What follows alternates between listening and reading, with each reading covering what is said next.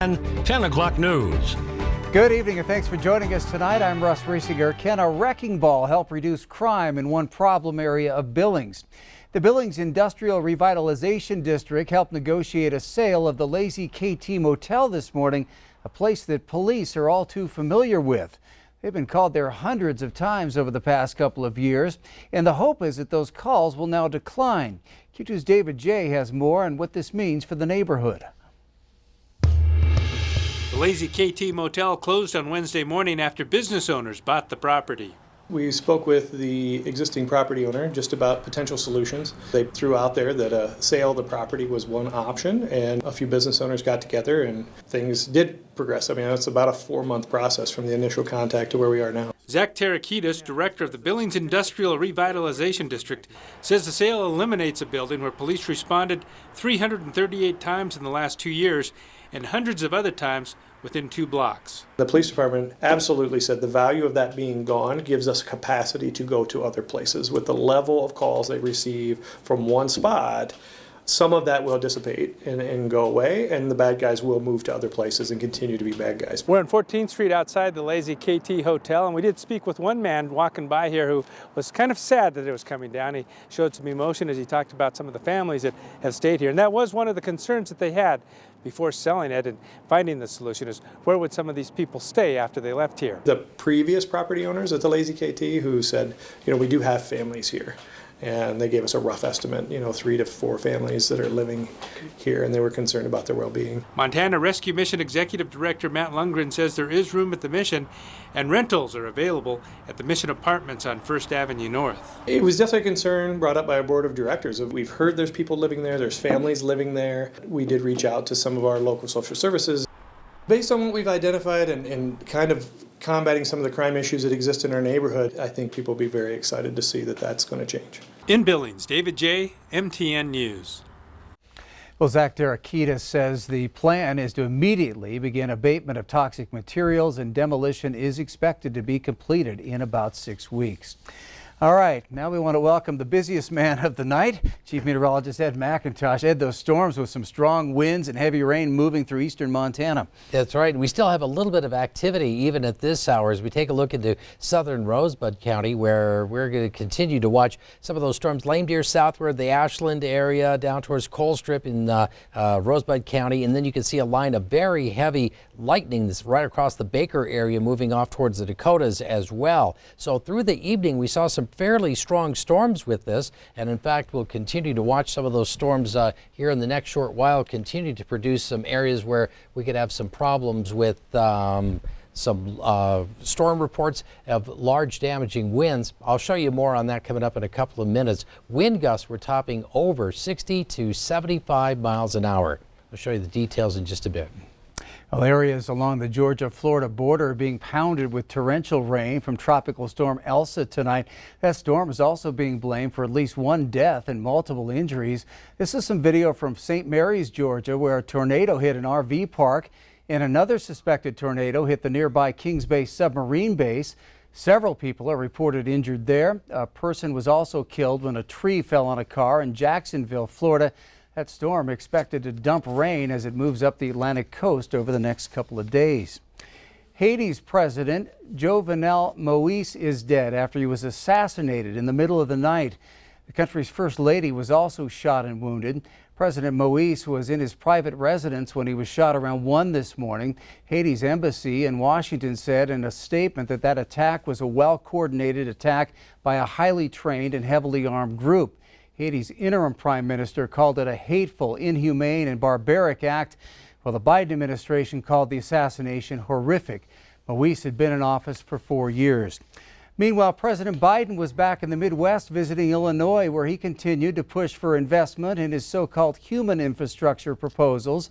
However, President Biden's overall infrastructure plans still face an uphill battle in Congress, nearly 2 weeks after he and a bipartisan group of senators announced a deal on a smaller bill funding physical infrastructure.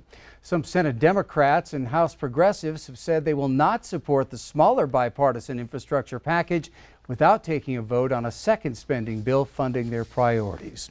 Well, search efforts stepped up today for a missing 23-year-old hiker near Red Lodge. As of news time, Tatum Morale has still not been found. As Q2's Brandon Warren tells us, multiple teams are now jumping in the search to try and find her. After making no significant progress in the search for 23-year-old Tatum Morale, Search and Rescue has now sent out 3 dog teams to help try and locate her. He's looking for human scent. He can also find items that have human scent on them, but he's mainly looking for that person. Here's a demonstration of a search dog finding someone. Now he'll come back and jump on me in theory. Show me!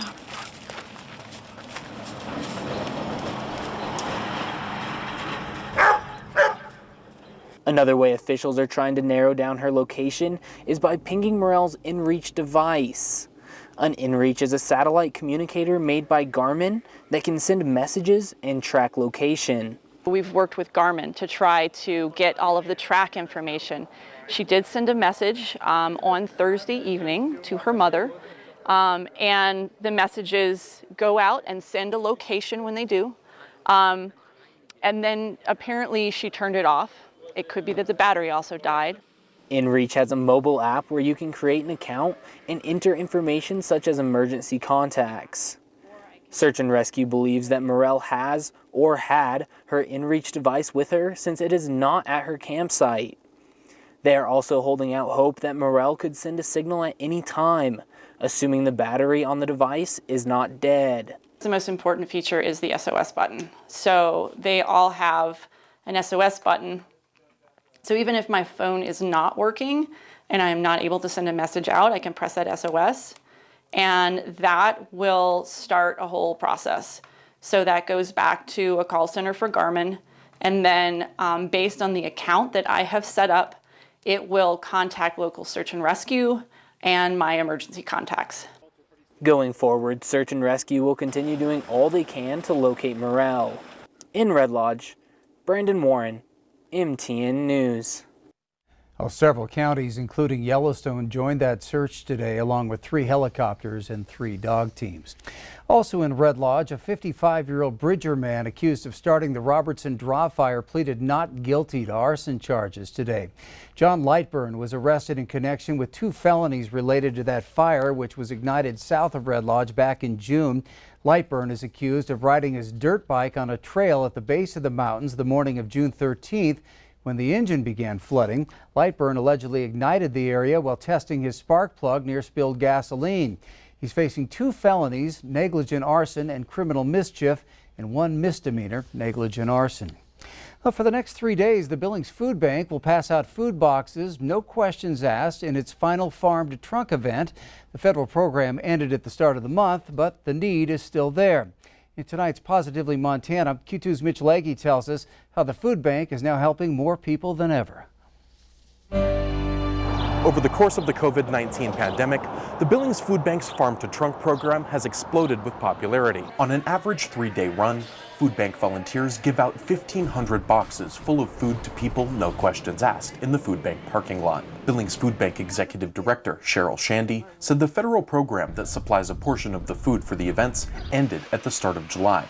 But people should keep an eye out for more of the events throughout the remainder of the month. Shandy said the food bank is seeing about 2.5 times its normal number of users. The demographic of who utilizes the service usually shakes out into thirds, with a third of the people being 19 or younger, a third of them being families, and the last third are seniors. Shandy said even with the increased need, the food bank's ability to help has also increased. Between federal COVID-19 relief money, the regular budget, and donations, staff purchased $200,000 worth of food with a 2-year expiration date. Shandy said the local community is always great at supporting the food bank. But it's dated for 2 years. So we don't have to worry about it expiring on our shelves, and we don't have to worry about whether we're going to have a source for the things that we use. So we've gotten really well stocked, and people have been so generous. It's just amazing. The community and the businesses here have been so supportive, and I'm sure that is the same story with anybody that's doing what we do. After the Farm to Trunk programs wrap up in July, the drive-through element of the distribution may carry over into other food bank events. However, Shandy said they may move to a punch card system, where people will have to give their name in order to receive food. In Billings, Mitch Legge, MTN News. Volunteers will pass out food boxes tomorrow and Friday between 10 a.m. and 3 p.m. And please remember there is a limit of 1 box per car. Well, Yellowstone National Park is not just a place of beauty, but also a place of rich history. We go back to Red Lodge now, where one part of that history is being kept alive and running.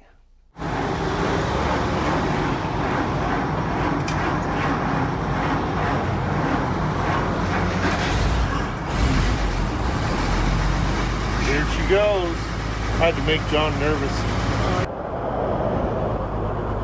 Don and John Mueller are brothers who share a love of the history of the nation's oldest national park and the old buses that used to tour it in the years before World War II. Hi, Joe. My cousin. We're taking a ride in a 1937 Yellowstone National Park touring bus, one of the vehicles acquired by the Buses of Yellowstone Preservation Trust. We decided we should do something to preserve the history and keep it here close to the park. So that's how it came about. They're unique in design, that they were specifically designed for touring, and they're one of the icons of the park. They're very recognizable worldwide. Started beating the bushes for buses that were sitting in barns on farms, and some people would start to contact us and we'd gather vehicles that way. The buses, along with a couple of even older Lincoln touring cars from the 20s and a 1941 Ford Park utility truck, are all on display at this historic former service station in Red Lodge. They were all complete, but they all were mouse hotels, if you will. There's a story behind each vehicle. And this lower photograph is him pulling it out of the shed that he parked it in 45 years earlier. We changed the oil, dropped the oil out of that, and it was clean.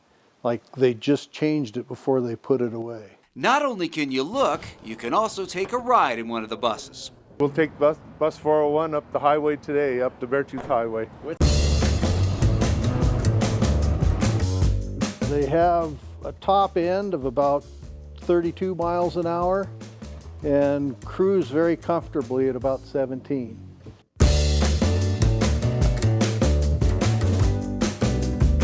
We don't measure the mileage necessarily, but smiles per mile. We get lots of smiles per mile, but they actually get about 10 miles to the gallon.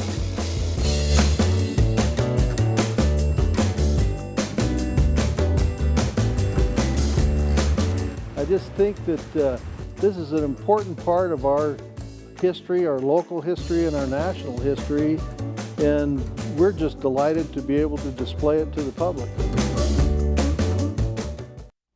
Well, by 1939, the park had a fleet of nearly 100 of those buses, and you can learn more about how to see them or even jump in and take a tour up the Beartooth Pass by visiting this story on our website, ktvq.com. Well, still ahead on the MTN 10 o'clock news here on Q2, populations of feral swine are on the rise. The Montana Department of Livestock says everyone can help keep them out of Montana. We'll explain. Then a little later in sports, we'll meet the men behind the bull riders who prefer to go unnoticed if all goes according to plan. That story coming up in just a bit.